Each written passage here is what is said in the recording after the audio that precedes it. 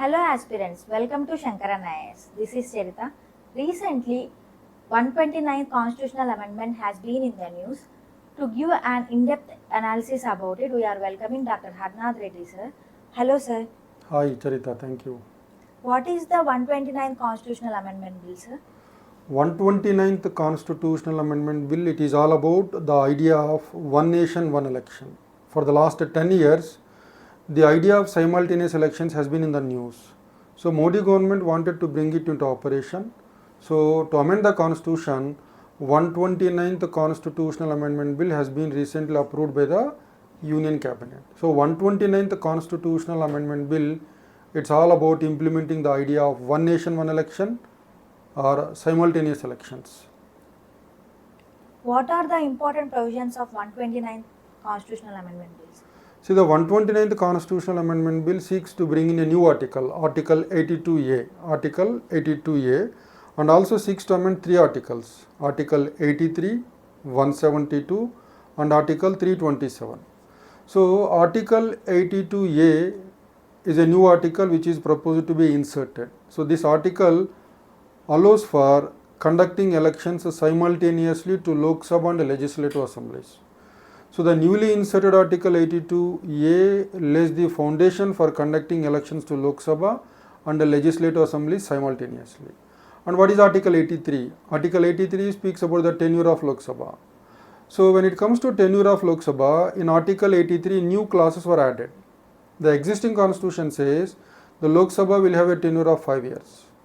Under the proposed amendments, changes to Article 83, they say that once the idea of one nation, one election comes into operation, if a Lok Sabha is elected once, it will have a tenure of 5 years. For any reason, if the Lok Sabha gets dissolved before the completion of the term of 5 years, a new Lok Sabha will be re-elected and reconstituted, and this Lok Sabha will have only the remainder period as the tenure, which means if a Lok Sabha is elected for 5 years, within 2 years it gets dissolved. If in general elections to the Lok Sabha are again held, the newly constituted Lok Sabha will have a tenure of only 3 years. So that's what Article 83 new proposed amendments will say. Similarly, Article 172 is also amended. As of now, there are two clauses. We are inserting additional clauses. Even this Article 172 also says elections to the Legislative Assembly will be conducted along with elections to Lok Sabha. For any reason, in any state if the Legislative Assembly is dissolved, after the dissolution, a newly constituted Legislative Assembly will have a tenure only for the remainder period, not for the 5 years. So these are the changes which are proposed in Article 83 and Article 172. Similarly, Article 327 empowers the Indian Parliament to make laws to provide for conducting elections to Lok Sabha and Legislative Assemblies. So this article is also amended, inserting the word simultaneous elections. So the Election Commission of India is given the responsibility to conduct elections to Lok Sabha and Legislative Assembly through the law made by the Indian Parliament. So Article 327 empowers the Indian Parliament to make a law allowing for simultaneous elections. So to conclude, a new article is inserted, 82A. Article 83 and Article 172, which deal with the tenures of Lok Sabha and Legislative Assemblies, are amended. They are changed. They are not newly inserted. Then Article 327, which is already an existing article, is also being proposed to be amended, changed. These are the major provisions in the 129th Constitutional Amendment Bill.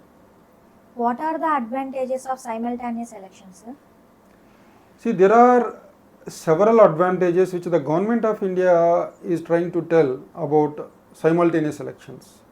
The first thing is, see, we know that in elections the government spends money, not only the government, even the political parties spend money, the candidates spend money. And in Indian democracy, the expenditure which is made in the elections to Lok Sabha and Legislative Assemblies, it is increasing phenomenally. For example, on an average, in the election of an MLA, we are spending around 25 to 30 crores. In an election to an MP, we are spending around 50 crores, MP of Lok Sabha. So if there are frequent elections, the election expenditure will also be more frequent. So the MLAs and MPs who spend a lot of money to get elected, they need to get back this money. So that's the root cause of corruption. So by having elections to Lok Sabha and the legislative assemblies at one go, we can greatly reduce the election expenditure, and that also greatly reduces the scope for corruption in the government. That's one reason which the government of India is trying to tell. The second reason, see, once election schedule is notified, model code of conduct comes into operation, which means new programs cannot be announced. In addition to that, the entire machinery involving lakhs of people are mobilized for the electoral process, which means the existing bureaucratic machinery is not available for routine essential functions. So essential functions and core functions get disturbed and disrupted. That's the second advantage. In the sense, if there are less frequent elections, less disruptions. That's the second proposed benefit. The third one, when there are elections frequently, at the time of elections, we resort to mobilizing voters on the lines of religion, on the lines of region, on the lines of caste as well. So this will disturb the stability of India. If the elections are less frequent, then there can be less disturbance to casteism, communalism and regionalism. These emotions are not flared up very frequently. In addition to this, when there are elections, the Prime Minister sitting in Delhi and the Chief Minister sitting in the state capitals, they need to focus attention on winning the elections, whether it is elections to local bodies or whether it is elections to the legislative assemblies. So there won't be adequate focus on development. So by bringing in simultaneous elections, these are the proposed benefits which the government is looking at. What is the criticism against simultaneous elections, sir? See, the idea of simultaneous elections is being criticized very severely by all people from across the walks of life. The first criticism is, it is against the idea of parliamentary democracy. So in parliamentary democracy, the elected Lok Sabha and legislative assemblies will have a tenure of 5 years. So to implement the idea of one nation, one election, we are trying to artificially limit the tenures of Lok Sabha and legislative assemblies. As I just told you, Article 83 and Article 172 are amended. The proposed amendment says a newly constituted Lok Sabha and legislative assembly through a midterm election will not have a tenure of 5 years. It will have a tenure only for the remainder period. This means we are artificially trying to limit the tenures of Lok Sabha. This is squarely against the principles of parliamentary democracy, is one criticism. The other one is, it is also said that this is against the idea of federalism. The idea of federalism means the autonomy of the states. So the tenures of Lok Sabha and the tenures of legislative assemblies, they are mutually independent, which means they need not be intimately connected to each other. So if you are artificially trying to synchronize the tenures of legislative assemblies with the Lok Sabha, you are also compromising on the autonomy of the state governments. So that's the second criticism. It is against the spirit of federalism. The third one, we have an important doctrine called the doctrine of basic structure. This was laid down in 1973, 24th April in Keshwananda Bharati case. So this doctrine of basic structure says the important features, the basic features of the Indian Constitution cannot be altered even through a constitutional amendment under Article 368.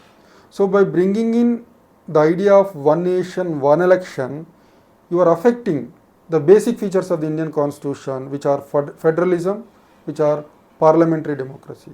So parliamentary democracy is a basic feature, that's what the Supreme Court said. Federalism is a basic feature, that's what the Supreme Court said in SR Bommai case. So you are affecting the basic features of the Indian Constitution, which means it's a violation of the doctrine of basic structure, which means the Supreme Court can intervene at any point of time to strike down those amendments which are against the basic features of the Indian Constitution. It's not only that.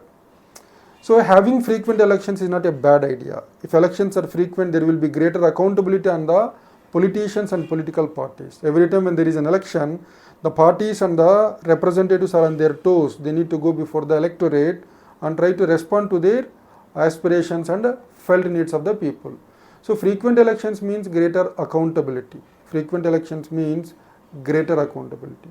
So these are certain criticisms that that idea of one nation one election will undermine the accountability on the part of the parties and the elected representatives. So this is the line of criticism. Even people like Dr. Jayaprakash Narayan of Lok Satta, even the former judges of the Supreme Court, even senior advocates like Kapil Sibal, Dushyant Dave. So they were of the opinion that this idea of one nation, one election and the proposed amendment may not stand judicial scrutiny. The Supreme Court may strike it down as constitutionally invalid because it violates the doctrine of basic structure. Does the bill stand judicial scrutiny?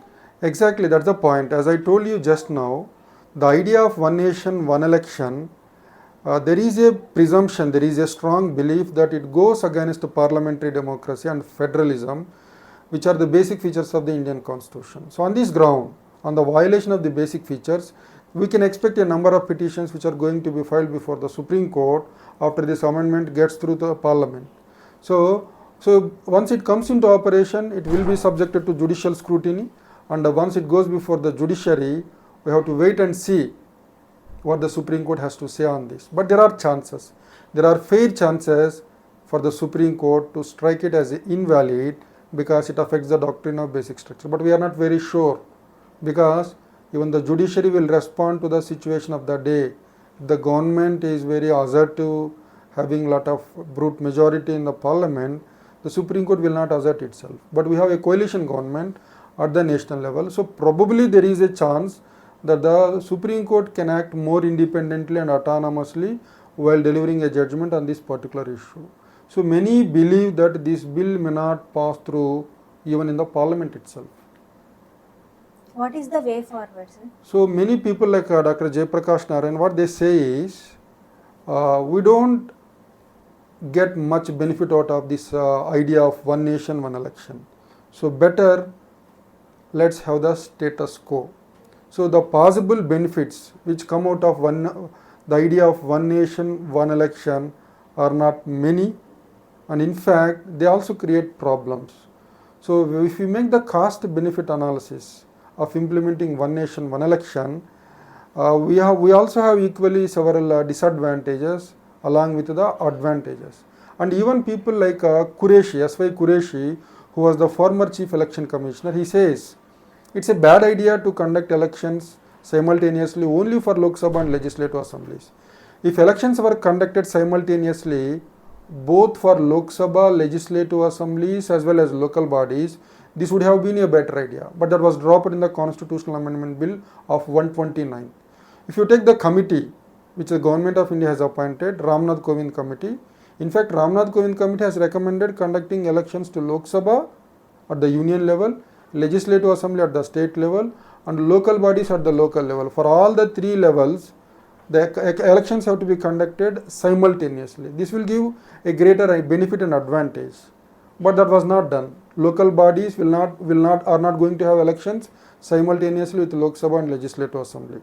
So that was a very serious shortcoming of the Constitutional Amendment Bill as per S.Y. Qureshi. And again, there are political motives behind this Constitutional Amendment Bill, because it was said that the national party, that is BJP, it feels that when there are elections to Lok Sabha and legislative assemblies at one go, national issues may dominate.